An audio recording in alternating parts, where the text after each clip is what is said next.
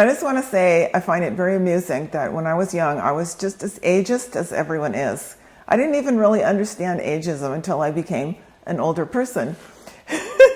And it's very amusing to me now to see how, for example, once Greg and I were at Whole Foods, and he came over and we started like dancing a little bit like an old-fashioned foxtrot in front of the freezer case, and this young woman comes up and goes, "Oh, you guys are so cute." And we're like, "What? Are you talking to us?"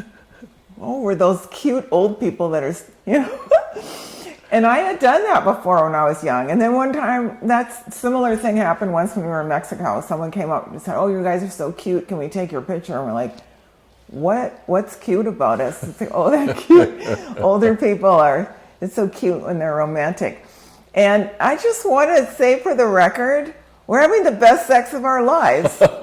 And this could be you too. There's no reason sexuality doesn't keep developing, just like you get smarter and you can get healthier and you can do better and better in your career. Your sex life can get better and better too. So I just want to break that stereotype. Your relationship doesn't have to go downhill. You don't have to fall apart as a person.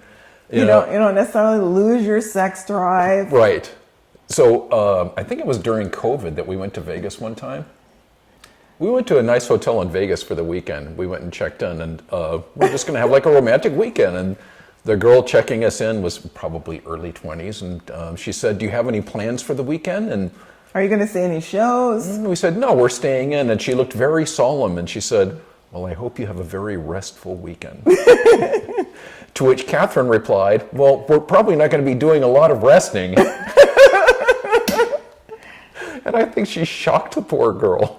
But the point is, just because you're older doesn't mean that you're, on your way to the grave. I'm enjoying life more than I ever have, and I feel better than I have in my entire life. So things don't come to an end as you get older, sexually, health-wise, mentally, or otherwise. They don't have to. Yes, and this is like the last taboo, because we're not supposed to be saying this. We're not supposed to be having a great sex life. We're not supposed to say life is better than ever. We're supposed to be like lamenting and listening to classic rock and roll and just thinking the good old days were great. It's like, we're not there at all. So you don't have to think that the future is looking very negative, because it doesn't have to. These are the good old days.